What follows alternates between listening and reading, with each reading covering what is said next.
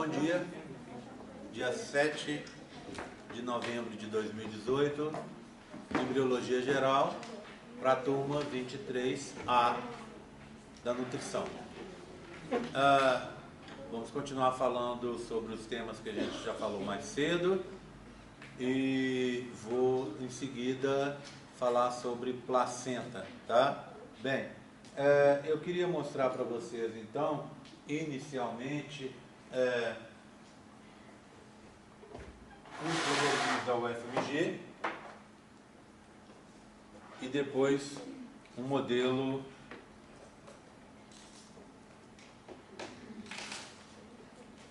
do livro que a gente transformou, uma figura do livro que a gente transformou no modelo, tá? Começar com esse daqui, que é aquele modelo que a gente já viu hoje, então tá tranquilo, né?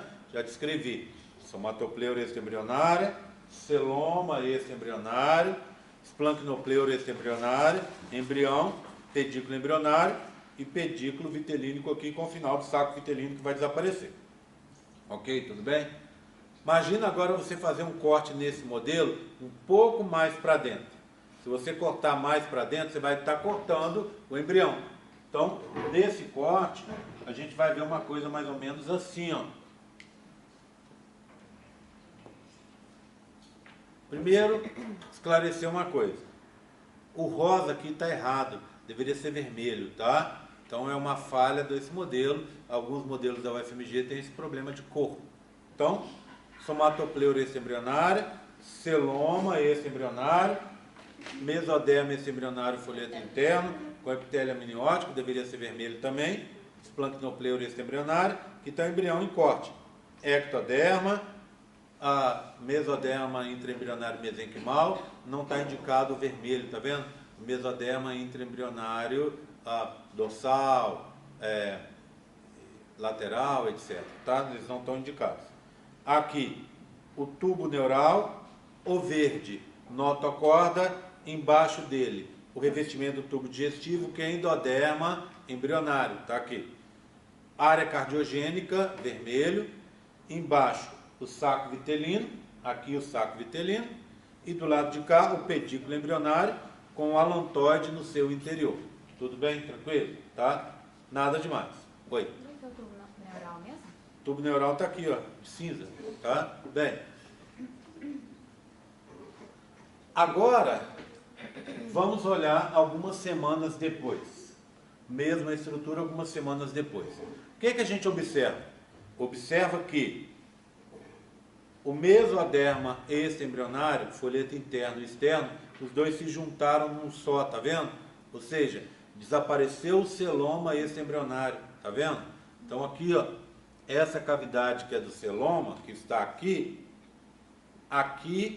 né, ela está presente, mas aqui ela deixou de estar presente, desapareceu, está ausente.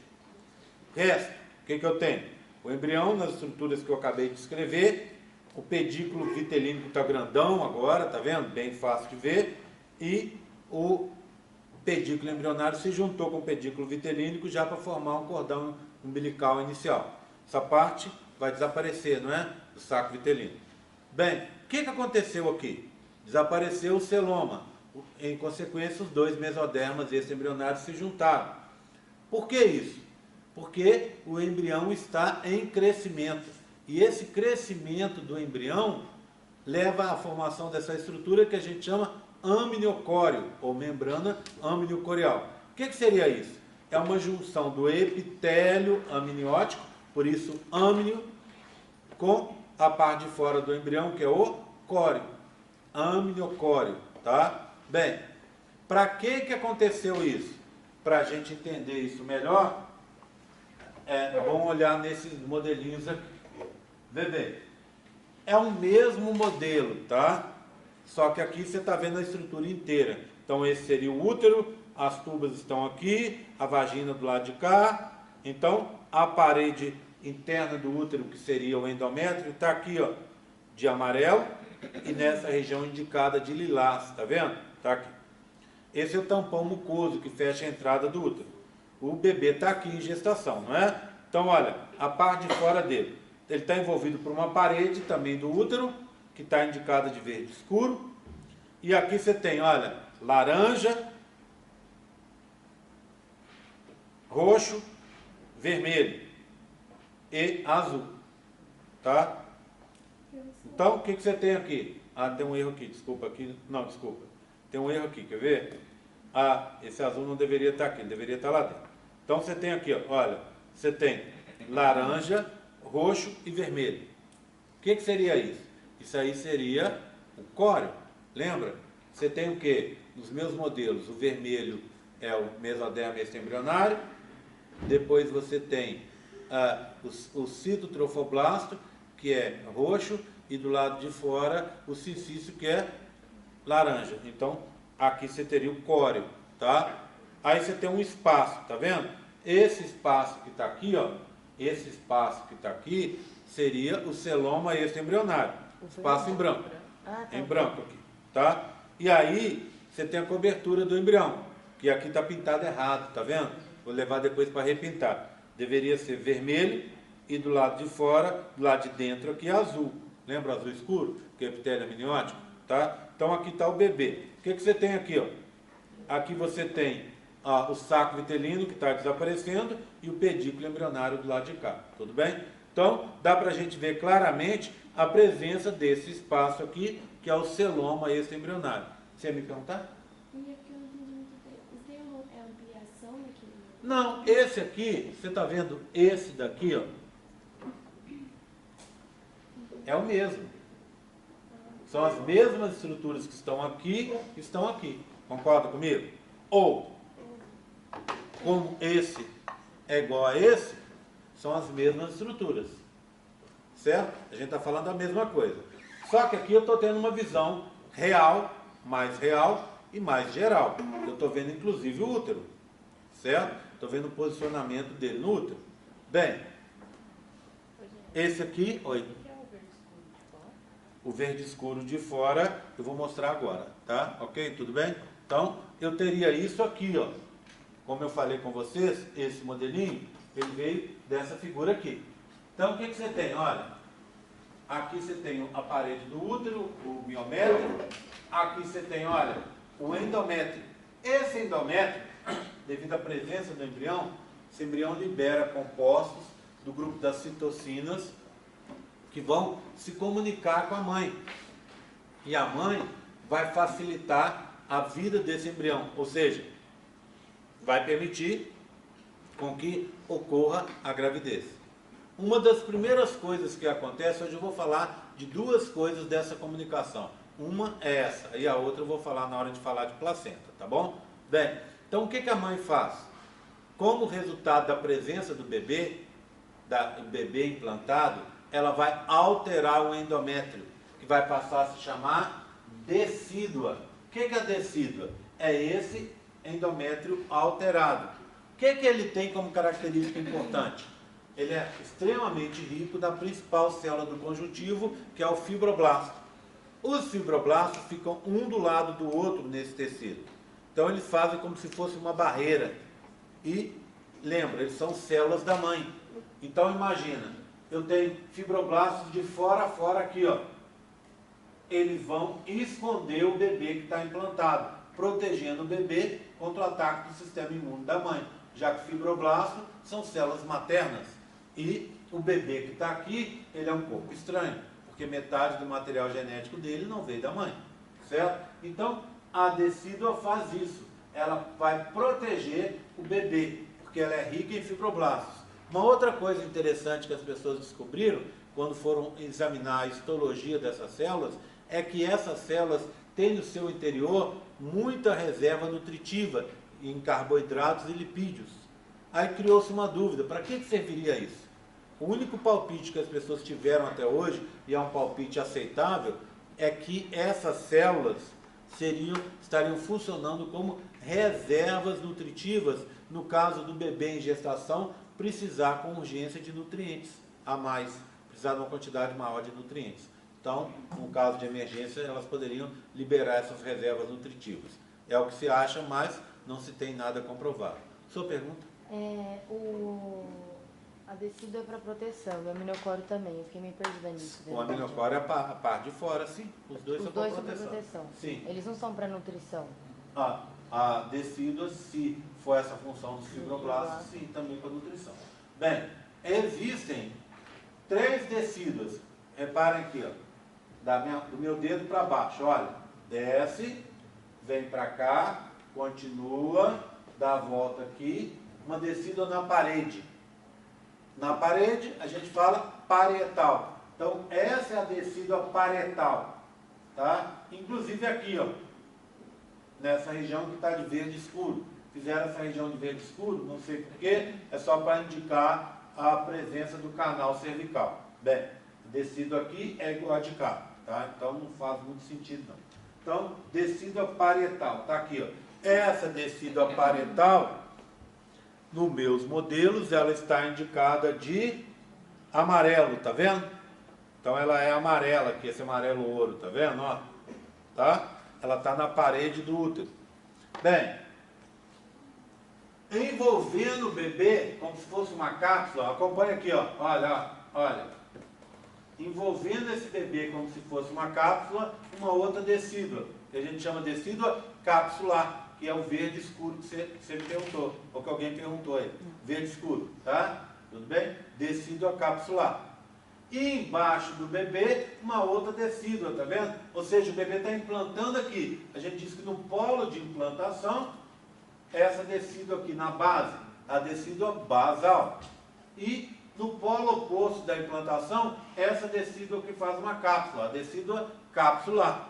Então, vamos conferir aqui no modelo, ó. Decídua parietal de amarelo, decídua basal de lilás e em verde escuro a decídua capsular, certo? Todas elas, todas as 3, riquíssimas em fibroblastos com compostos nutritivos. E assim o bebê fica escondido lá dentro. Se chama decídua porque ela desce. O que quer dizer ela desce? Quer dizer que ela é perdida, ela é liberada depois do parto. Depois do parto vem a liberação da placenta, não é isso? A placenta sai. Se ela não sai, ela vai ter que ser retirada. Fica um corpo estranho no interior do útero da mãe que acaba gerando uma infecção. Então tem que ser tirado. A saída da placenta é o que a gente chama de dequitação. Então vai ter dequitação da placenta. E junto com a dequitação da placenta, você vai ter uma menstruação. Com essa menstruação, você vai perder essa cobertura interna aqui. Ou seja, a decídua vai descer. Ok? Pergunta.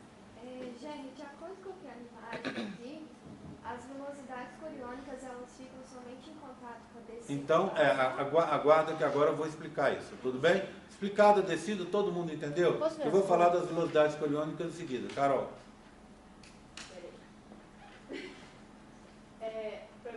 Pode espirrar primeiro, não tem problema. Me falar da decídua, igual você perguntou lá no... Onde que elas ficam? Sim. Como que eu posso falar? A decídua parietal, em torno da parede do útero. A decídua basal, na base, no polo de implantação, embaixo do embrião que foi implantado. A decídua capsular, envolvendo o embrião, no polo oposto ao local da implantação. Tudo bem? Bem, então agora eu vou te responder, tá? Vê bem, olha aqui, ó. Aqui você tem líquido, tá vendo? No celoma extraembrionário. No âmnio tem líquido, no saco vitelino tem líquido. Todo esse líquido faz pressão para cá. Resultado, aqui, ó, as velocidades se achatam. Daqui a pouco você não vai ter velocidade nenhuma aqui. Em contato, então, com a decídua capsular, você não vai ter velocidade. É o que a gente chama córeo liso, sem velocidades. Agora, aqui embaixo não, ó. Aqui embaixo não tem essa pressão, porque você tem essa massa de tecido aqui e mais o embrião que está aqui por cima, então a pressão aqui é menor. Aqui você tem decíduas, tá? Então, aqui você tem velocidades.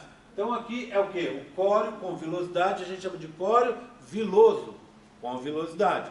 Essas velocidades estão amplas, bem, com várias ramificações. A gente costuma chamar também de córeo, como se fosse uma árvore, córeo frondoso. Então, em contato com a decídua basal, córeo viloso ou frondoso. Em contato com a decídua capsular, córeo liso. Agora, o que é a placenta? É a união do córeo frondoso com a decídua basal. Então, isso é placenta. Placenta é o único órgão conhecido que é dividido por dois seres vivos. Então, parte da placenta vem da mãe. O que vem da mãe? Decídua basal. Parte da placenta vem do feto. O que vem do feto? As velocidades coriônicas. Tudo bem? Tranquilo? Agora, reparem nesse, e eu vou fazer isso aqui, ó. Olha, vou pegar e vou ampliá-lo agora, ó, aqui. Tá? Vou ampliá-lo. Olha aqui, ó. Ele cresceu. Aqui era um embriãozinho com 4, 5 semanas. Aqui é um feto com 11 semanas. O útero está maior porque ele cresceu e ocupou o útero inteiro. Tá? O útero cresceu um pouco, mas o grande crescimento do útero vai acontecer a partir desse momento. O que você observa aqui? Não tem mais o celoma extra-embrionário. Por quê? Porque a cavidade amniótica cresceu, já que o bebê cresceu, ela cresceu para acomodar esse bebê em crescimento. E aí, o epitélio amniótico aqui, ó, indicado por essa cor mais forte aqui, ó, ele se uniu com a região do córeo, formou a membrana amniocoriônica ou amniocorial, ou, como eu gosto de chamar, amniocóreo, tá? Então é a união do quê? Do epitélio amniótico com o córeo, que está aqui. E esse pontilhado está justamente para mostrar que eu tinha ali antes dois mesodermas extra-embrionários, o folheto externo e interno, que agora viraram um só, uma coisa só. Bem, como consequência desse processo, mais uma coisa acontece. A decídua capsular se junta com a decídua parietal em quase todo o útero, exceto nessa região. Por que nessa região não se forma? Para facilitar a ruptura no momento do parto. Tá? Então, vê bem, esse crescimento aconteceu com 3 meses. Até um tempo atrás eu dava aula de dobramento e depois dava isso aí em seguida, porque é um tema rápido de falar. Com 2, 3 modelos eu explicava. Mas eu comecei a notar na prova que as pessoas faziam confusão. A pessoa achava que isso aí é consequência do dobramento e não é. Dobramento termina com 1 mês. Esse processo acontece com 3 meses, ou seja, ele acontece 2 meses depois. Ele é consequência do crescimento do bebê. E a partir dos 3 meses, o que acontece? A barriguinha começa a aparecer. Por quê? Porque o bebê continua crescendo e esse útero, que está aqui, ele vai crescer e vai vir em saúde. Até aqui. Até o diafragma. Por isso que, no final da gravidez, a menina tem tanto incômodo. Porque o bebê fica de cabeça para baixo, com os pezinhos para cima, e ele não fica quietinho.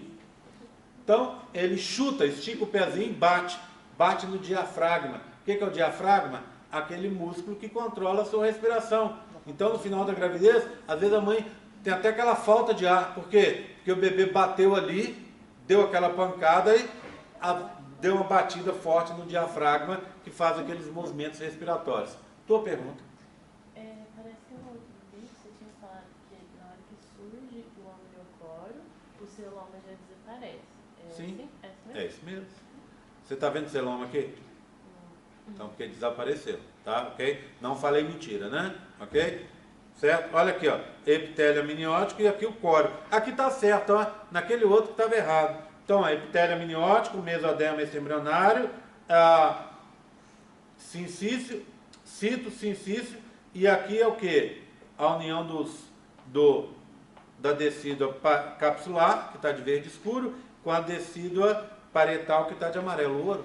Tá? Então o erro está ali naquele modelinho, tá? Depois eu vou mandar pintá-lo, mas provavelmente só depois da prova, tá? Oi.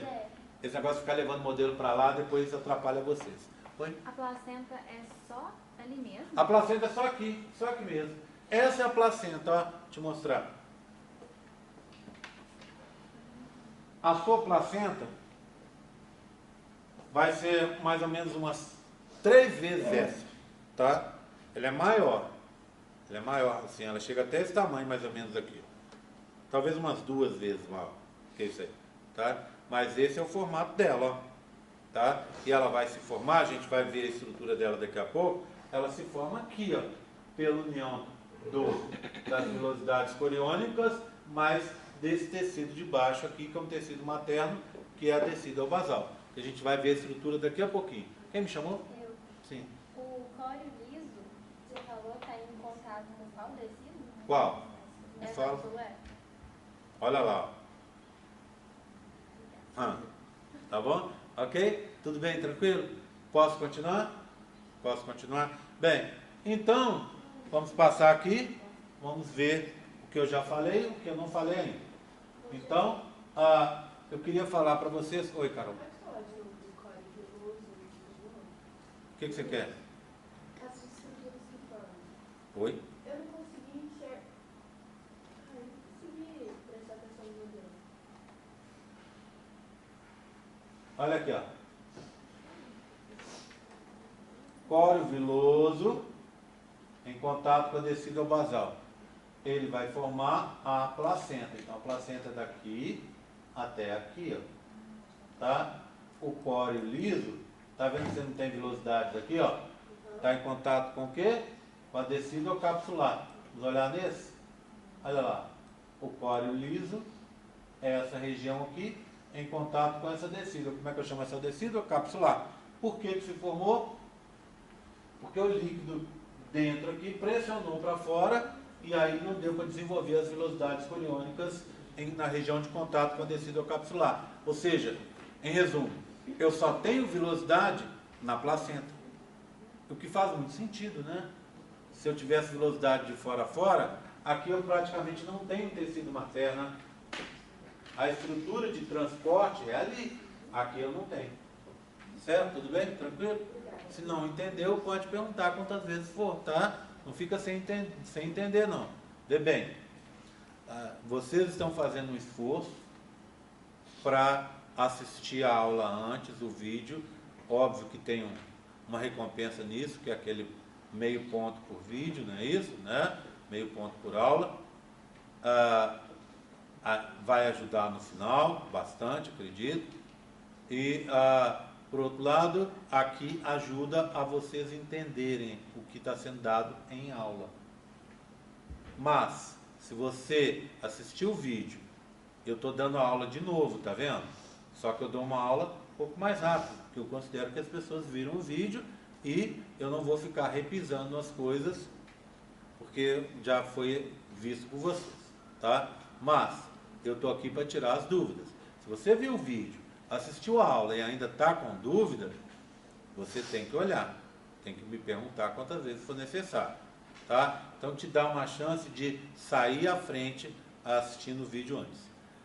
Eu vou lembrar mais uma vez que encarecidamente eu vi pessoas falando aqui hoje de copiar questionário dos outros e tal, não era da minha matéria, mas foi falado isso, copiar exercícios dos outros, etc, tá? É o costume muitos alunos fazerem isso. Se eu fosse vocês, em embriologia, não faria nunca. Porque eu sou daqueles caras chatos que eu olho.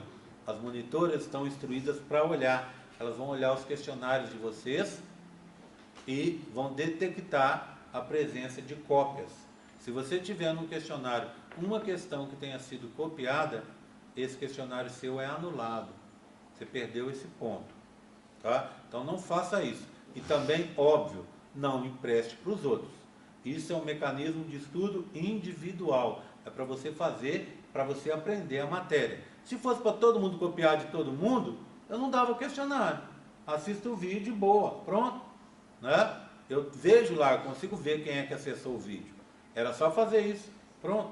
Mas eu não quero isso, eu quero que você assista o vídeo com o compromisso de aprender. Já chegar aqui com as coisas adiantadas. Se copiou do outro, ou se foi bobo o suficiente para emprestar para o colega, para a colega, vê se você escreve frases diferentes, etc. E se a pessoa fez uma coisa que eu consigo descobrir que é uma cópia, você se complicou à toa. E ao final, lembra, esse ponto não é um ponto extra, é um ponto na matéria. Por que eu não dei ponto extra? Eu poderia dar. mas o ponto extra, a pessoa fica sem compromisso. É extra. Tipo, eu ganho. Não ganhei? Ah, não ganhei. Era extra mesmo. Agora, nesses pontos aí, você ganha porque é ponto da matéria. E até agora nós temos uns 6 ou 8, não é isso? Tá? Então é muito ponto, faz muita diferença ao final. Certo? Então fique esperto com isso, porque se acontecer, vai dançar. Tá? E aí vai chegar no final, vai faltar os pontos para ser aprovado, e aí não tem choro nem vela. Quanto mais se a pessoa fizer esse tipo de coisa. Obviamente, todo mundo aqui é honesto, você sabe que plágio é crime, plágio dá processo dentro da UFLA. Você sabe que se você fizer um plágio e você está entregando uma prova de um crime seu, um professor, nas mãos dele. Se ele quiser pegar essa cópia que você fez, é a mesma coisa que você colar em prova. É a mesma coisa. Tem a mesma amplitude, o mesmo problema.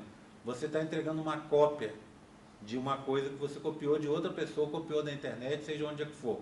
O professor pode pegar isso, na realidade ele até deveria fazer isso. Existem normas aqui que dizem que se isso acontecer, o professor ele é obrigado a levar para a reitoria para abrir um processo contra a pessoa que fez isso. Normalmente o professor não faz, mas se quiser fazer, ele tem direito de fazer. Né? Ele tem direito de fazer. Então assim, conselho meu, conselho de um cara que gosta muito de vocês, não faça isso. Tá? No caso de embriologia, por exemplo, para que eu estou fazendo isso? Tem um sentido? Claro que tem. É uma forma de estudo individual. É o que a gente chama de metodologia ativa. Você está sentando na frente do computador, assistindo uma aula e respondendo questões, para que você aprenda aquilo ali. E o professor vem depois, eu venho depois, o quê? Dando de novo as explicações e tirando as dúvidas de vocês. Tá? Então tem que ser feito dessa forma. Fica muito esperto com isso. Certo? Eu tive uma época, quando eu estava na graduação, não aconteceu o processo nem nada, mas eu me dei super mal, num caso que eu emprestei um negócio para um cara, amigo meu, entre aspas, irmão, emprestei para ele, falei com ele, faça aqui, ó, tá, o negócio você faz e olha as respostas e escreve as suas. O que ele fez? Copiou as mesmíssimas respostas. O professor chamou a gente lá para saber o que estava acontecendo. Zerou as atividades minha e dele. Zerou. E o que eu esperei do cara? Pô, o professor ainda levantou a bola e falou assim, olha, quem é que copiou de quem? Me fala, porque aí eu vou zerar só de quem copiou. E ele quietinho, você acredita? Ele quietinho. Meu amigão, hein? Quietinho. O professor insistiu, ele não falou. Não disse que ele que tinha copiado. Ou seja, eu emprestei, eu fiz, tive trabalho, eu fiz, emprestei para o cara copiou, plagiou, me complicou, eu que tinha sentado, tido trabalho para fazer, estudar, fazer, o cara fez desse jeito e na hora não deu o braço a torcer. Quer dizer, aí minha sorte foi que o professor virou e falou assim, eu sei quem copiou. Quem copiou foi ele que copiou do GR, não o contrário. Aí ele virou e falou assim, mas como você sabe disso? Ainda ficou bravo do professor falar. O professor falou, sabe por quê? Porque as respostas do GR estão muito mais completas que as suas. Imagina que situação. E a cara que você fica. Né? E a amizade, óbvio, vai para o buraco. Né? A pessoa que faz uma coisa dessa e te prejudica, vai para o buraco. Então assim, para você não perder, é que nem emprestar dinheiro, né? Para você não perder, ou ser fiador de alguma coisa, você não perder a amizade da pessoa, quando a pessoa vier te pedir, você fala, olha, pela nossa amizade eu não vou te emprestar. Ai, mas você está me prejudicando e tal. Amiga para isso também, amiga para puxar a orelha. Amigo é a pessoa que gosta da gente, ele tem o direito de puxar a orelha da gente. Se você tem uma atividade e você deixou para a última hora, não fez, está com preguicinha, etc, e o seu amigo fez por quê? Porque ele deu o jeito dele, deu os pulos dele e fez. Então assim, você tem que entender isso se ele não quiser te emprestar. Né? Pedir, pode pedir, você tem direito de pedir, mas a pessoa tem direito de negar também. Ok? Então que isso sirva para o meu caso e para outros casos também. Espero, sinceramente, que não aconteça isso. Porque se acontecer, eu vou zerar. e aí a pessoa vai perder a pontuação e vai se complicar à toa, e que era uma coisa que era para ajudar. Então o objetivo é sempre esse, é que a pessoa aprenda antes, chegue aqui mais capacitada para assistir a aula e aprender mais ainda. Porque quando a gente vê uma coisa 2 vezes, a gente sempre vê melhor, não é isso? Assiste um filme 2 vezes.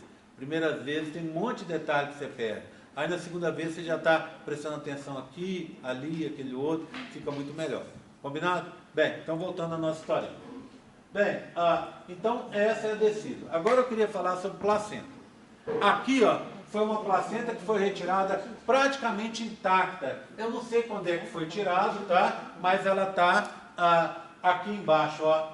Tá vendo? Isso é a placenta. E aqui está o bebê em gestação. Diz ele que é um feto de 13 semanas, ou seja, está mais bem formado do que esse que nós vimos aí no modelinho que eu passei para vocês. Antes de falar sobre essa estrutura, eu queria contar para vocês o processo de formação da placenta. Ela passa por etapas. A primeira delas é quando acontece a implantação. Então deixa eu mostrar aqui, ó. Então você tem o seguinte, ó, olha aqui, ó. Você tem o epitélio do endométrio, aqui estaria o endométrio aqui embaixo. Esse bebê, ele abriu um buraco, o trofoblasto abriu um buraco e ele está implantando aqui, tá bom? Então, ele está destruindo o tecido, vindo aqui para baixo. É o que a gente chama período pré-lacunar, tá? Aí ele entrou. Aqui mais profundamente, você tem vasos sanguíneos.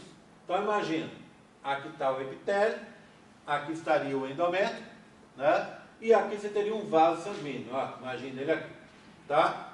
O sangue está sendo levado daqui para lá. Esse bebê chegou e jogou enzimas que abriram um buraco aqui, ó. Isso aqui foi arrebentado, tá vendo? O tecido em volta também foi arrebentado, abriu um buraco. O que esse bebê faz? Ele vai lançar aquelas velocidades coriônicas para conseguir, por difusão e osmose, capturar os nutrientes que estão aqui nessas cavidades. Essas cavidades aqui, esse buraco, onde com vasos estourados dentro dele, é o que a gente chama lacunas, tá? É o período lacunar. E nesse período, aliás, desde o começo ali, já acontece uma nutrição que a gente chama nutrição histiotrófica, ou seja, o bebê está se alimentando a partir dos tecidos da mãe. Histio é tecido, trófos, alimento. Então o bebê se alimenta dos tecidos maternos, tá? Bem, o que acontece então? A mãe vai de novo responder à presença do bebê, positivamente. Primeira forma de responder é transformar esse tecido aqui em decídua. A segunda forma de responder, ela vai fazer o seguinte, ó, ela vai pegar e vai recompor o vaso. Ela não pode ficar com o vaso sem estar íntegro. Então ela vai recompor o vaso. Só que na hora que ela recompõe o vaso, ela faz o vaso cheinho de aberturas. Como é que eu chamo um vaso sanguíneo cheio de aberturas? É um capilar sinusoide. Tá? Para que tem essas aberturas? Para facilitar a saída do sangue. Então o sangue sai, enche a lacuna e depois ele pode voltar e ser capturado de novo pelo vaso sanguíneo. De novo, nesse local você vai ter as vilosidades coriônicas vão estar aqui, ó. Então o bebê vai conseguir se alimentar por nutrição histiotrófica. Tá? Então, a próxima etapa é o que a gente chama período lacunar. Depois, as vilosidades vão se transformando. É o período pré e período viloso. Bem, espera, deixa eu explicar direito. Ele está entrando, erodindo o solo. Período pré-lacunar. Fez as lacunas, tá? Período lacunar, os buracos. Aí o que acontece? Fez os sinusoides, período pré-viloso, os vasos com buraco. Aí vem o período viloso. No período viloso, as velocidades deixam de ser velocidades coriônicas primárias viram secundárias, viram terciárias, tá? Então, período viloso. E aí, forma-se a estrutura da placenta madura, que tem entre 15 e 20 centímetros, isso aqui, né? Tamanho de uma régua, por 3 centímetros de largura maior, certo? E ela pesa em torno de meio quilo.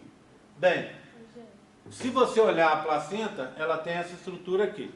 Você tem uma face fetal, em que essa área toda aqui seria a cavidade amniótica, tá certo? Então é revestida pelo epitélio amniótico, inclusive o cordão umbilical. Eu dobrei aqui para a gente ver que aqui embaixo nós temos vasos sanguíneos. E essa é a parte materna da placenta, ou seja, que fica voltada para o lado da mãe. Se você olhar, ela é subdividida em regiões que a gente chama de cotilédones, tá? Então, cada bolinha dessa, cada subdivisão da placenta, as outras arrebentaram na hora de retirar, tá vendo? Mas eu tenho 1, 2, 3 aqui, algumas íntegras, tá vendo? Então, a subdivisão da placenta é o cotilédone, que é o mesmo nome que a gente dá para aquelas folhinhas, né? Lembra quando a plantinha está se desenvolvendo? Aquelas primeiras folhas nutritivas, a gente chama de cotilédone, tá bom? Ok? Pergunta. Você não quer de novo, por favor, o período viloso? Período viloso é o período em que as vilosidades se transformam de primária para secundária e depois para terciária, tá? Ok? É tudo que vem depois. Bem, oi. Quando a mãe tem sangue A negativo, a partir do primeiro da implantação, ela já começa a combater o ferro?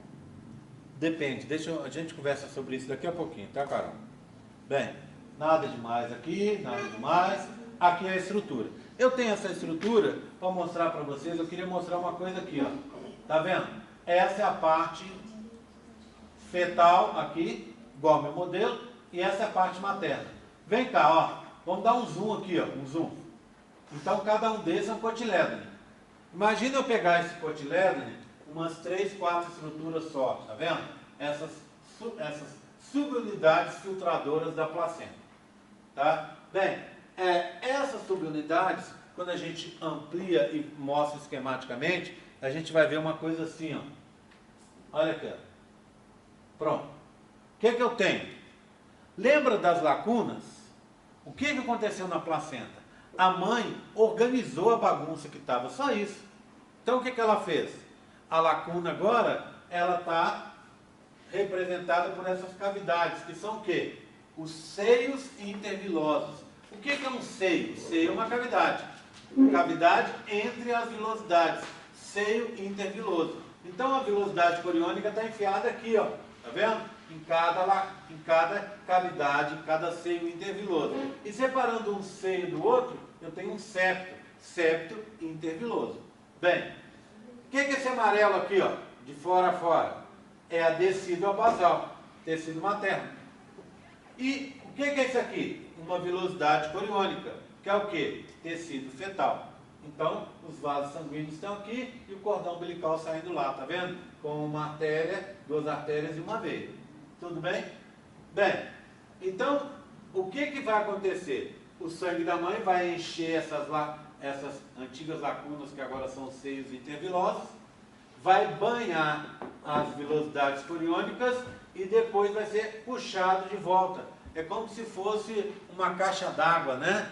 Onde chega a água na nossa casa e depois você tem um encanamento puxando essa água para a gente utilizar na nossa casa, tá? Então, exatamente isso aqui. Enche de sangue, esse sangue depois é drenado. Enquanto ele está ali, ele está banhando as vilosidades. Antes de falar sobre isso, que é a parte final da aula, eu queria mostrar para vocês uma coisa. Lembra do manto citotrofoblástico? Olha um aqui, ó. Olha lá, tá vendo? O que ele está fazendo? Criou o que a gente chama vilosidade coriônica de ancoragem. Ele está prendendo essa vilosidade aqui, ó, na descida basal. Eu poderia ter um outro aqui, ó, prendendo. Poderia ter um outro lado de cá prendendo também. Então, isso é o que a gente chama manto citotrofoblástico, que vem do quê? Uma expansão do trofoblasto. Pode perguntar. Os seios intervilosos. Olha que gracinha, está todo mundo participando mais, tá vendo? Isso é muito legal. Oi. Os seios intervilosos, então é parte do feto.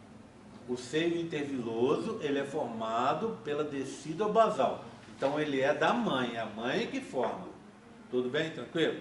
Bem, então vamos falar sobre... Oi. Um manto cíclico trofoblasto que vai Sim. formar a velocidade coriônica de É, ele que prende ali, tá? Bem, então vamos conversar sobre sangue.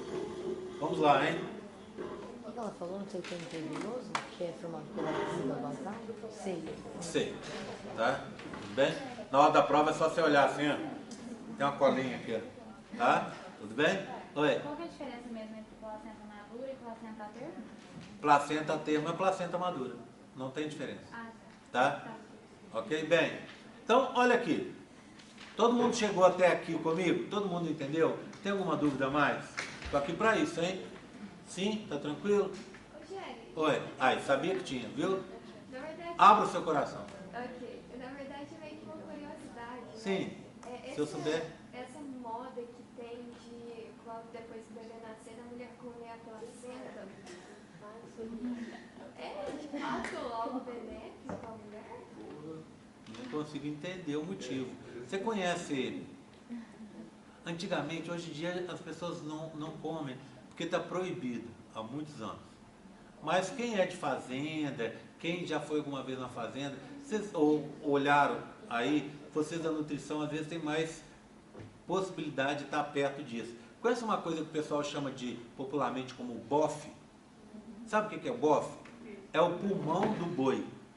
Ele vendia antes no açougue. Hoje em dia você não vê mais. Por quê? Porque aquilo é uma fonte, tem muito sangue lá dentro, aquilo é uma fonte de contaminação. E as pessoas comiam bofe. Por quê? Porque é a carne mais barata de todas. Então, você comprava por R$2, R$3 o quilo, sei lá. E tinha gente que usava aquilo para dar de comida para cachorro. Então a pessoa fazia um arroz, na verdade fazia um angu e punha o bofe. E o cachorro comia. Mas tinha gente que comia aquilo. Minha mãe tinha cachorro, então minha mãe cozinhava de vez em quando bofe para os cachorros. O cheiro que sobe é horrível. É um cheiro horrível por causa daquele sangue que está parado ali, aquilo, né? É pulmão, né? Então, você aperta ele, ele faz até um barulhozinho assim, ó. Tá? Então, é a mesma consistência praticamente, quase a mesma consistência da placenta. É uma coisa muito feia. Ela é bonita funcionalmente, mas esteticamente ela é péssima. Tá? Então, que nem eu. Funcionalmente, como professor bonito, esteticamente um caco. Tá bom? Então, assim, funciona bem, tá? Mas o aspecto não é bonito. Certo? Eu gosto de contar uma história que quando eu estava na graduação, eu trabalhei com placenta. Porque eu estava extraindo no laboratório que eu trabalhava um composto da placenta. E eles tinham um acordo com a maternidade lá de Belo Horizonte, a Mater Dei, e eles entregavam um balde, daqueles balde de aço, lá na Mater Dei, quando eu precisava, eu passava lá e pegava o balde e aí pegava um táxi e ia para a universidade. Foi a única vez na minha vida que eu andei de táxi para ir para a universidade, né? Porque o professor pagava porque tinha que chegar lá o mais rápido possível. A razão de chegar o mais rápido possível é porque eu estava tentando isolar uma enzima e essa enzima ela vai se degradando, então tinha aquela pressa. E eu só podia parar o experimento na hora que eu colocasse a coisa que eu estava extraindo numa coluna, para separação de isolamento. E essa coluna eu só conseguia colocar, então, quando dava tudo certo, não tinha nenhum atraso, eu conseguia terminar meia-noite, 1h. Quando dava errado, eu virava à noite no laboratório trabalhando. E no dia seguinte tinha aula, era uma complicação danada. Né? Bem, aí eu ia nesse Mater Dei, chegava lá e muito inquieto, esperando chegar a tal da placenta. Aí toda hora eu batia na janelinha lá e perguntava para a enfermeira-chefe: "Ei, como é que está aí? Está saindo?" Ela falou: "Não, tem uma moça em trabalho de parto, mas ela quer levar a placenta para ela." Eu falei: "Então tá bom." Tinha que esperar o próximo. Eu ia ficando naquela inquietação toda, né? Daqui a pouco chegava alguém e me perguntava: "E aí, seu é menino ou menina?" Aí eu, para não ficar mal, não podia chegar pro cara e falar, não, estou esperando uma placenta aqui, né? Aí eu virava e falava assim, não, é menino, não sei o quê. Primeiro filho? É, primeiro filho. Inventava toda uma história para enrolar ali, né? E também porque chamava muita atenção, que eu ficava encantado com uma coisa que tinha lá. Eu não sei se tem toda maternidade grande como eles são. Que eu chamava de um ônibus de bebê. É um carrinho do tamanho de 2 mesas dessa, em que vão às vezes 15, 20 bebezinhos, um do ladinho do outro. Acho que é para transportar para algum lugar, se é para lá tomar banho, não sei. Leva aqueles 20, aquela renca de bebezinho. E passa a enfermeira empurrando aquele carrinho, não, com aquela cara de tédio. Aí eu corria atrás, ficava olhando os bebês, apreciando a meninada lá, né? Aí logo chamava atenção, que eu ficava doido com as crianças lá, né? Aí a brincadeira só acabava na hora que a enfermeira me chamava e me entregava aquele balde, que é um balde de aço, porque tinha gelo e era uma solução fisiológica gelada que tinha ali dentro para conservar, também para não aparecer a feiura do troço, né? Senão não conseguiria nem sair com ela de lá, algum pai ia achar ruim comigo. Aí ela me entregava o balde e eu saía correndo, aí acabava a graça. Então assim, placenta é muito feia mesmo, tá? Agora, existe, sabe? Não existe nada comprovado que ela tenha algum benefício. O que existe por aí, e aí é importante, por isso que eu dei essa parada para contar para vocês, na área de vocês tem muita história, muito mito, muita coisa. Você já viu, por exemplo, a história de gente que toma xixi? Toma xixi de manhã. Você tem que acordar de manhã, não pode tomar o seu xixi de agora não, ir no banheiro. Ai menina, essa aula está muito chata, vou ali tomar um xixi, né? Você não pode tomar agora não. Tem que acordar de manhã cedinho, estômago vazio, ir lá no banheiro, fazer xixi num copinho e mandar para dentro, tá? Porque dizem que isso é muito bom para a saúde. Eu conheço gente também que lava o rosto com xixi, porque diz que é ótimo para a pele.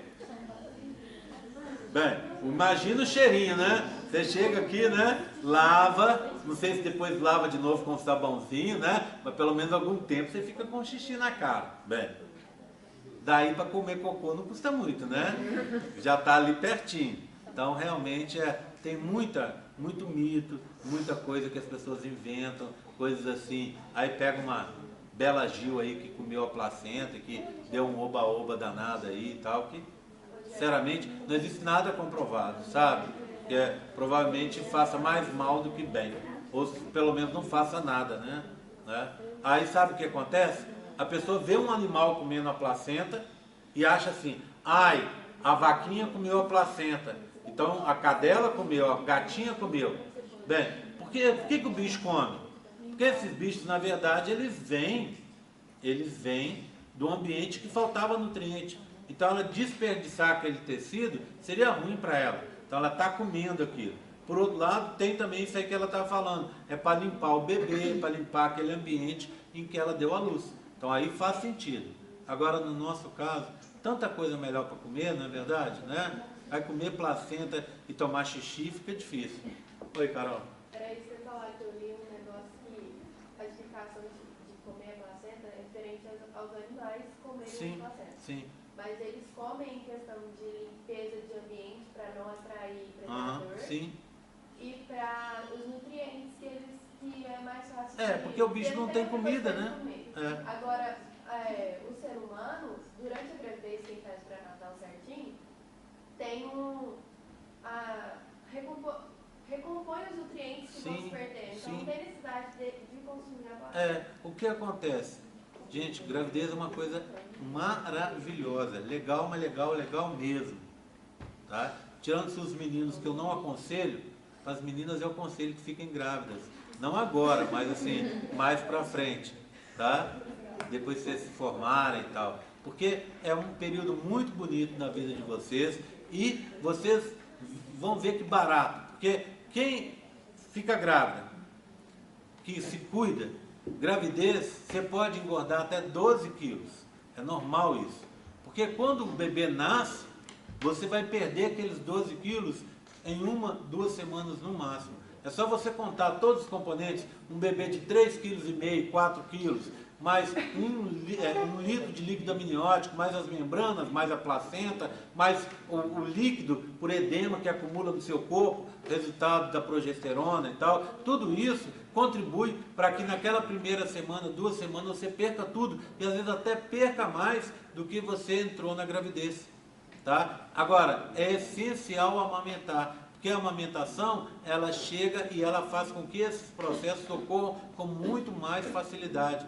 Então, seu corpo, você vê uma atriz aí você fala, nossa, mas essa moça não estava grávida outro dia, como é que está magrinha desse jeito? Porque procurou se informar e faz as coisas direitinho.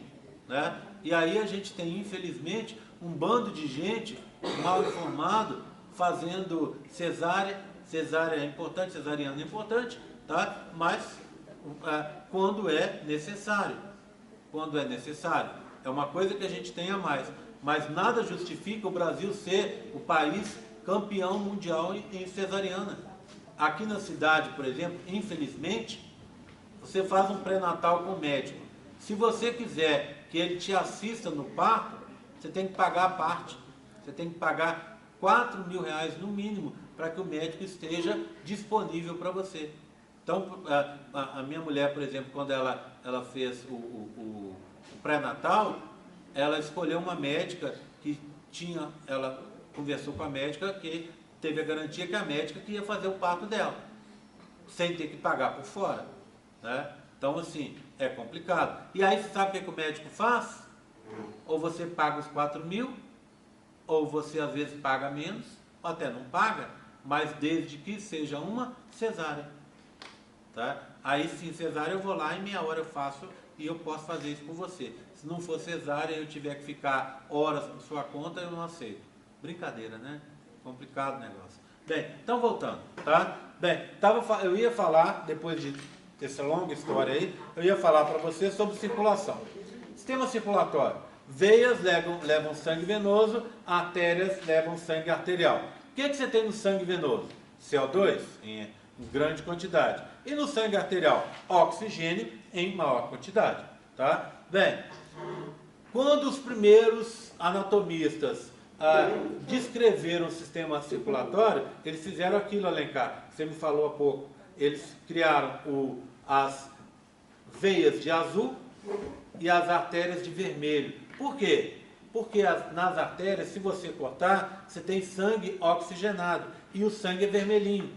Se você cortar uma veia, o sangue é um azulado, arroxeado, bem mais escuro. Por quê? Porque tem pouco oxigênio e as hemácias, com a hemoglobina nas hemácias, não está no estado oxigenado. Tá? Então, a cor do sangue é diferente. E eles resolveram representar isso nos vasos. Então, as artérias são desse jeito e as veias são desse jeito. Tá? Agora, eu queria mostrar a saúde para vocês, um modelinho anatômico meu. Olha aqui. Esse modelo é dessa região torácica aqui, né? Tá? Então você tem aqui, você vai ter... Oi? Não, eu acho que fica longe, fica perto mais. Então você tem aqui, ó. Aqui, eu vou tirar essa região, não me interessa, tá? Tudo bem da laringe e tal, traqueia não me interessa. Aqui estão os pulmões, eu vou abrir esse pulmão e vou abrir o de cá, tá? Pra gente mostrar então o coração. Então você tem o quê? 2 vasos trazendo sangue para o coração, tá? Então seria esses vasos indicados aqui, certo? Então aqui, ó.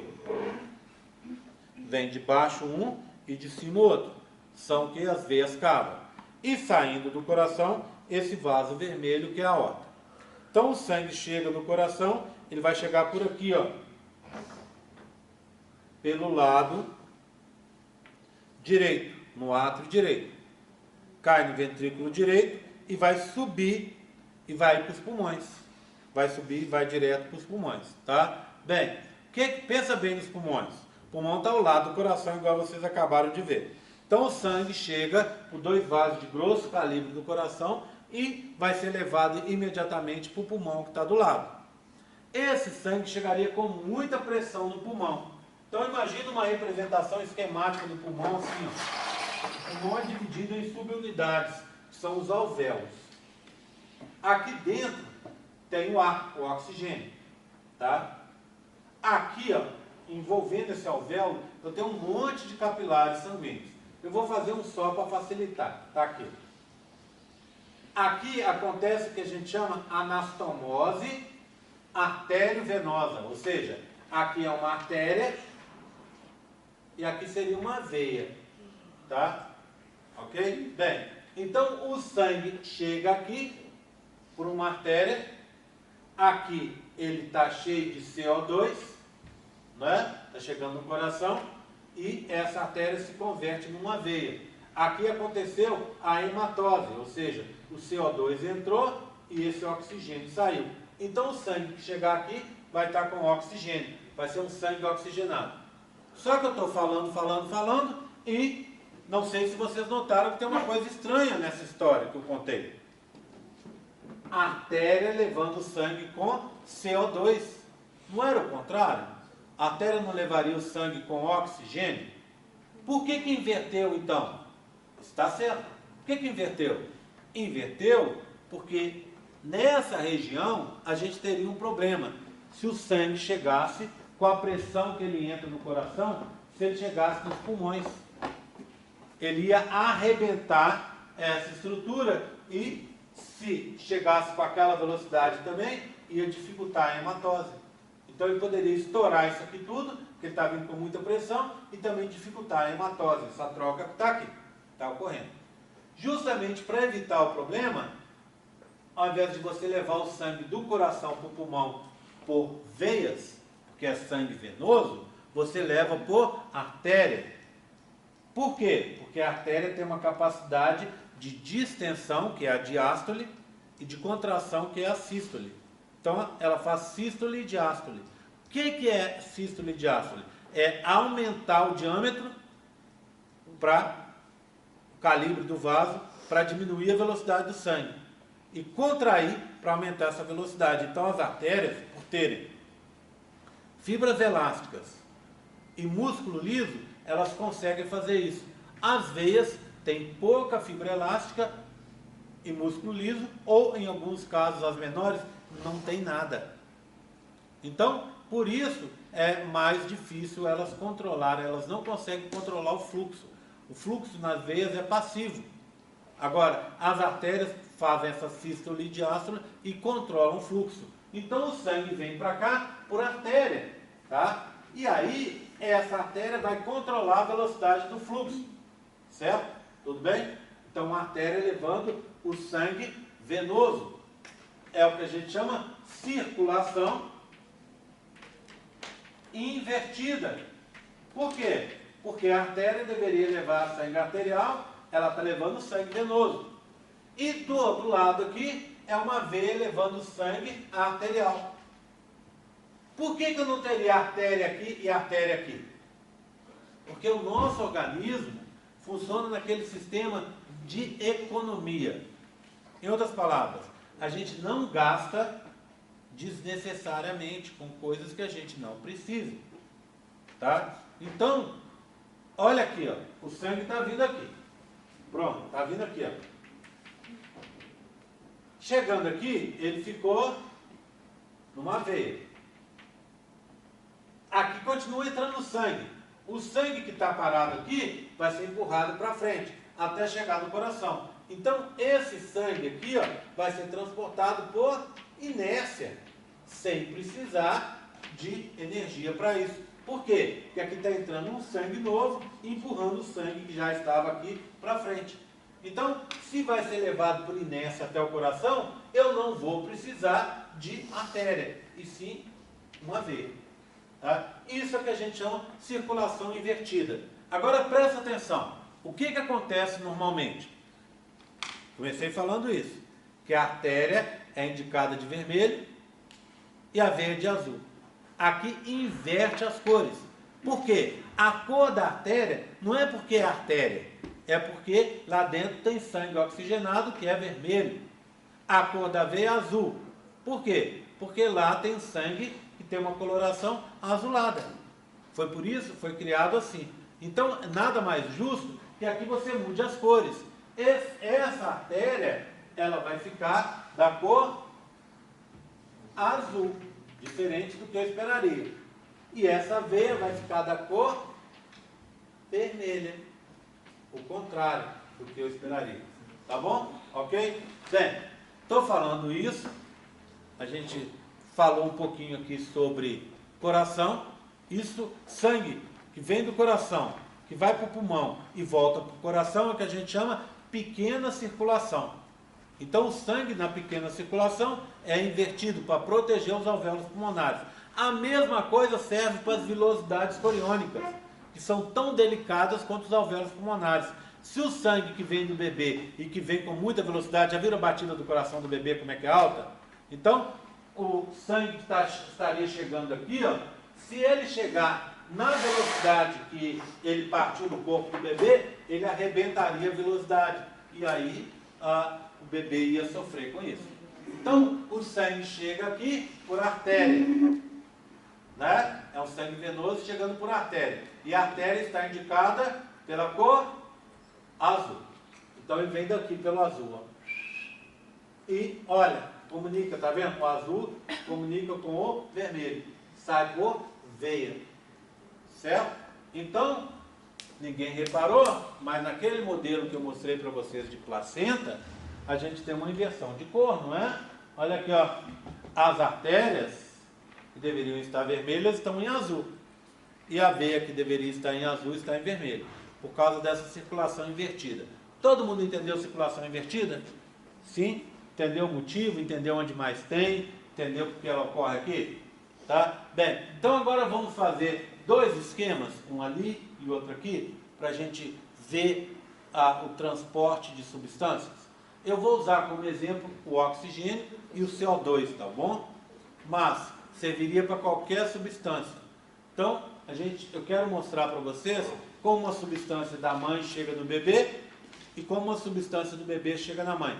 É uma coisa importante porque quando você aprende isso, você vai estar descrevendo essa anatomia. E aí, a descrição dessa anatomia é importante para a prova. Então, eu vou ter uma questão na prova de cada um de vocês, ou sobre o transporte do oxigênio, ou sobre o transporte do CO2. Por isso, aprenda, preste atenção no que eu vou explicar agora, tá? A partir de agora. Então, eu vou começar aqui. Vamos começar aqui. Vocês querem começar pelo quê?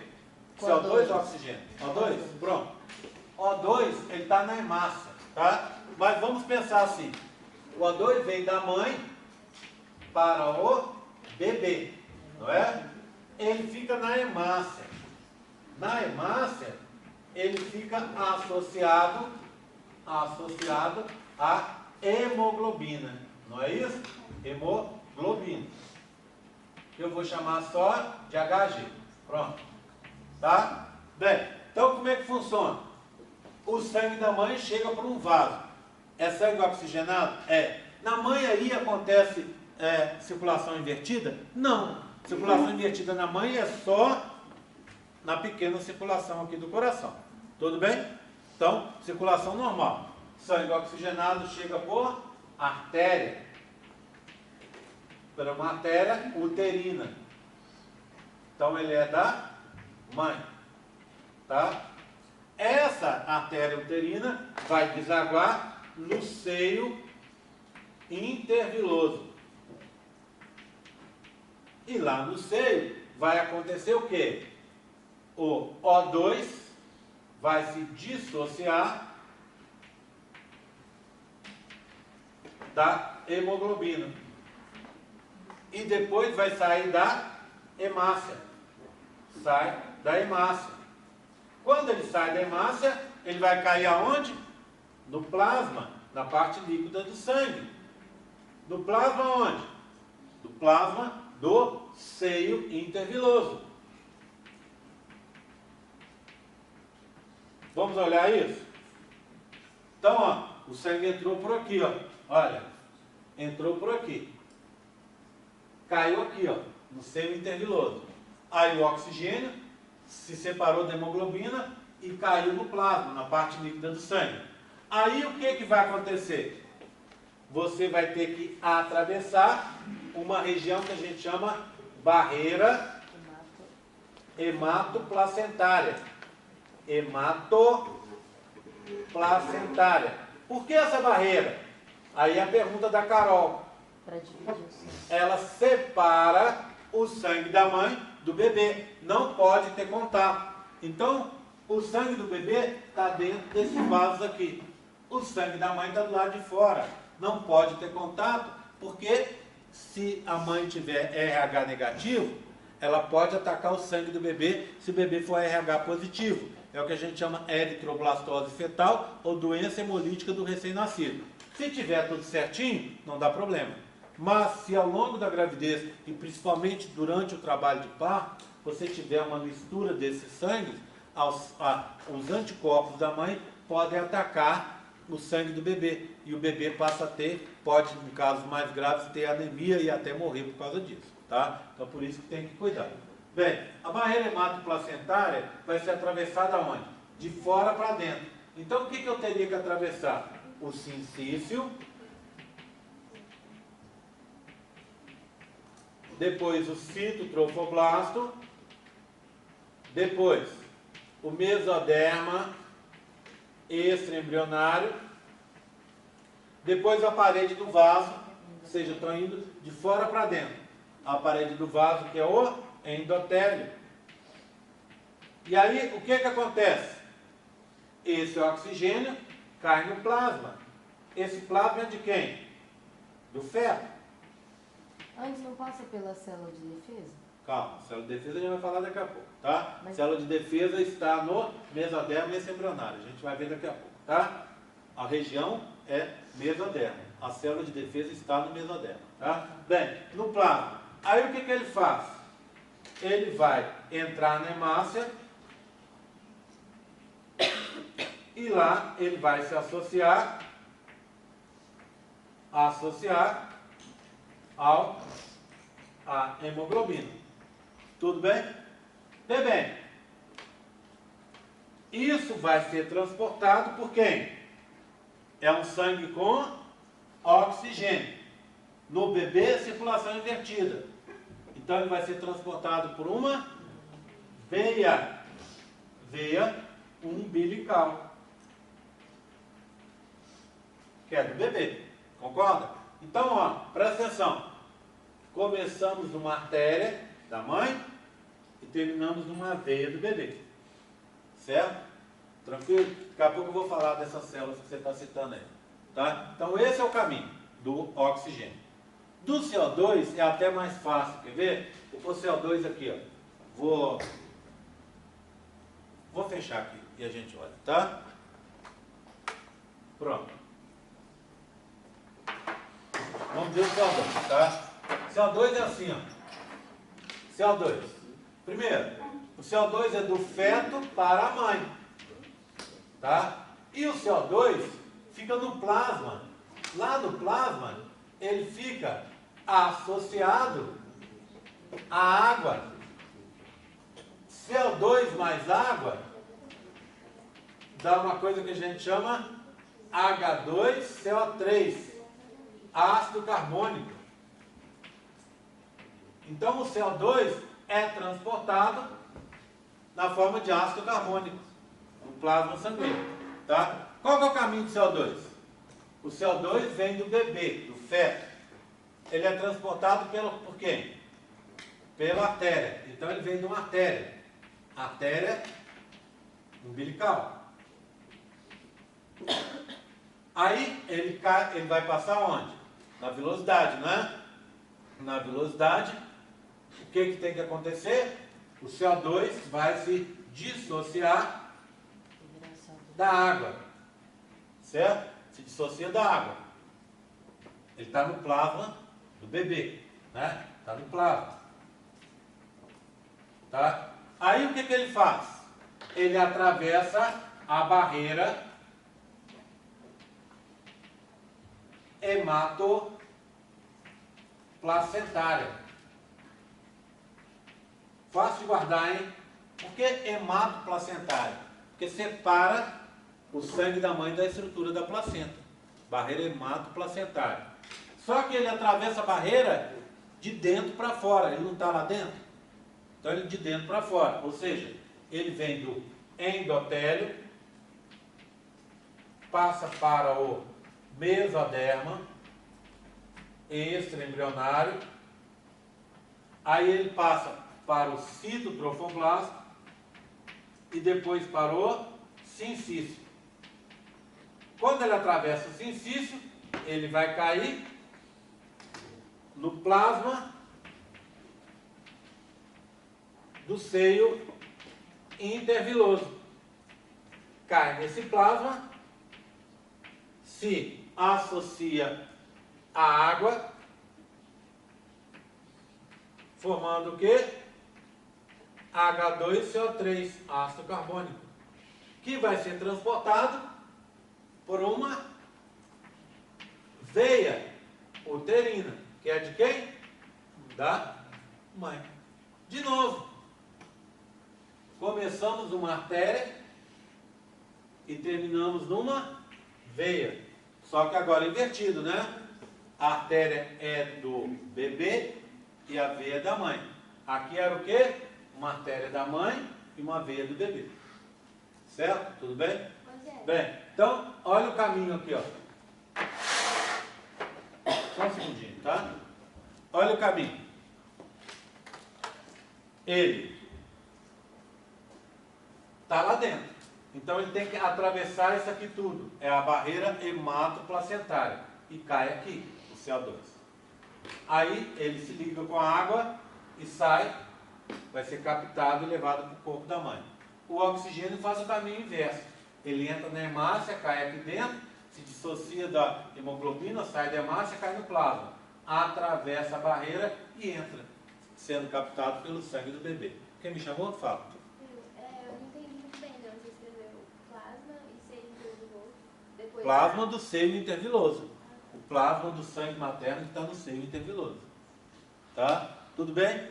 Não é difícil, tá? Tem que entender. Quando você entendeu isso aí, você está mostrando que você entendeu o transporte e entendeu a anatomia. Então você precisa estudar isso, porque eu vou cobrar na prova uma questão sobre isso. Ou é de CO2, ou é de oxigênio, é dos dois misturados e tal, mas vai ter uma questão. Então tem que entender isso aí. Fala, cara. Essa circulação vertebral na mãe é só na pequena circulação. Só na pequena circulação. É o tutor. No corpo dele, tá? A gente, não sei se a gente vai ter tempo de falar um pouco sobre circulação esse semestre. Normalmente eu não ando falando sobre circulação porque fica um tema muito específico, Carol, tá? Muito, já é uma, vamos dizer assim, é uma embriologia especial que fica difícil a gente colocar no curso. Eu prefiro que vocês aprendam a embriologia básica bem aprendido do que ficar falando de outros assuntos e só servir como uma coisa que você não vai levar para frente. Se tem um tema que eu gostaria de falar com vocês aqui, dois temas. Um é a formação do sistema digestório, que é importante para vocês, da nutrição, e também a formação da face, que também é importante para a nutrição. Tá? Tirando-se isso, não vejo grandes necessidades de entrar para outros assuntos. Bem, o que é essa barreira hematoplacentária? Oi, fala, Valentina. Eu queria saber quando que é indicado cesárea. O mais próximo possível do parto natural, do período do bebê. Por quê? Oi? Por quê? Para que você tenha a chance que o bebê se desenvolva mais. Tem toda uma conversa, Valentina, que a gente... Mas por que fazer cesárea em vez de cesárea? Por que você faria uma cesárea? Porque às vezes o bebê ele está mal posicionado. Então ele não sairia pelo canal do parto. Às vezes o bebê está até sentado, ele deveria estar de cabeça para baixo. Então ele está sentado e as perninhas vão dificultar a saída. Tá? Então essa é uma possibilidade. A outra possibilidade é de risco da mãe, risco para a mãe. Às vezes aquela situação pode colocar a mãe em risco. Então, quando você tem um bebê em risco, ou a mãe em risco, ou ambos em risco, cesárea. Mas tirando esse caso, parto normal. Nesse caso que ela falou do sangue, ele sai... Não, aí você tomaria uma... O que você faz no caso da eritroblastose fetal? Vamos supor que você seja negativa, independente de qualquer tipo de sangue. Pode ser AB, pode ser A, pode ser B, pode ser O. Se você for negativa, RH negativo, você não tem esse antígeno, que é o fator Rhesus. Então você vai ter anticorpo, se você for exposta a esse antígeno. Então, imagina, você tendo esse anticorpo, você pode atacar se você for exposto a esse antígeno. Então, justamente por isso que deve-se fazer o pré-natal e ver se tem alguma coisa. Se acontecer alguma coisa, se tiver alguma coisa assim, então, se você for negativo, seu companheiro, seu marido ou seu namorado, seja lá o pai da criança, for positivo, então tem que tomar cuidados, justamente para evitar que você ataque o bebê. Tem uma injeção que se toma, que ela vai bloquear esse ataque. Tá? Então é coisa simples de se fazer. Certo? Oi. A injeção será tomada no segundo filho? Depende. Normalmente é para o segundo filho. Mas tem pessoas que têm uma atividade do sistema imune mais elevada. Então pode ser que se você tiver uma ruptura dessa estrutura das vilosidades coriônicas, um descolamento de placenta, por exemplo, no 5º mês, o sangue misturou. Aí quando vai chegar lá no parto, se você for muito ativo em relação a isso, quando chegar lá na hora do parto, vai misturar de novo e aí pode ter o problema. Tá? Então, normalmente é do primeiro para o segundo filho, se o primeiro for positivo. Né? Mas pode acontecer de você já ter que tomar atitude já no primeiro filho. Tá? Sim. E no caso da mãe ter alguma dessas que ele pode perguntar? Bem, é exatamente isso que eu vou falar aqui. Quer ver? Então, só antes de falar, só mostrar a estrutura aqui para vocês, tá? Então, o que você tem aqui, ó? Essa estrutura do seio interviloso aqui, com a vilosidade coriônica terciária entrando. Essa parte aqui amarela é a decídua basal, parte da mãe. E a parte rosa é o miométrio, tá? Aqui em cima você teria o epitélio amniótico, né? E o cordão umbilical saindo aqui. Tudo bem? Isso aqui a gente já descreveu lá no quadro. Bem, então vamos dar uma olhada nisso aqui. É a barreira hematoplacentária. A gente já sabe a composição dela, né? Então o que a gente precisa ver agora é sobre um componente que está aqui, que é as células de Wolff-Bauer. Essas células são macrófagos, células fagocitárias, células de defesa, tá? Aqui, ó, células de Wolff-Bauer. Então, aqui, por exemplo, a gente tem uma coloração, uma imunistoquímica, tá vendo? Para a gente ver a presença dessas células. Tá aqui, ó. Todos esses pontos marrons são células de Wolff-Bauer. E aqui eu teria um pedacinho de uma vilosidade. Então, olha o tanto de células de Wolff-Bauer que eu tenho lá no mesoderma esse embrionário. Tá cheio. Para quê? Para proteger esse bebê contra corpos estranhos, micro-organismos, substâncias tóxicas que poderiam atravessar a barreira e chegar lá no interior, no vaso sanguíneo e alcançar o corpo do bebê. Então, Valentina e pessoal, funciona para a maioria dos casos. Essa barreira impede a maioria dos casos de entrada, a menos que tenha essa mistura, conforme a Carol comentou e você perguntou também. Mas, se está tudo inteiro, não teria mistura. Então, essa barreira estaria funcionando. Para a imensa maioria dos casos, ela não é perfeita. Por exemplo, se você fumar durante a gravidez, você está prejudicando muito a criança, porque a nicotina, que é um dos compostos mais tóxicos do cigarro, ela atravessa a barreira. Se você tiver contato com citomegalovírus, ele atravessa a barreira. Se você tiver contato com o vírus da AIDS, ele atravessa a barreira. Tá? Além disso, o vírus da Zika também atravessa a barreira. E descobriram uma coisa bem interessante. Sabe o que o vírus da Zika faz para se dar bem nesse caso? Ele atravessa a barreira e se esconde no interior das células de Wolff-Bauer. Então ele esconde dentro da célula que deveria destruí-lo. E lá ele consegue se multiplicar e depois ele entra numa fase lítica, estoura a célula de Wolff-Bauer, mata as células, de lá de cada célula sai milhares, centenas de milhares de cópias do vírus.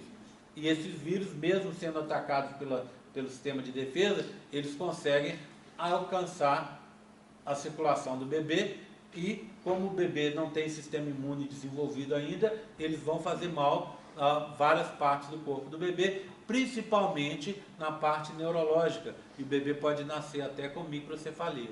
Lembra dessa história? Tudo bem? Tranquilo? Isso é bacana porque a descoberta da atuação do vírus da Zika teve participação de brasileiros, né? Gente lá de Pernambuco que fez os trabalhos junto com uma equipe internacional. Pergunta? Uma vez dentro das células de Hofbauer, elas perdem o vírus, né?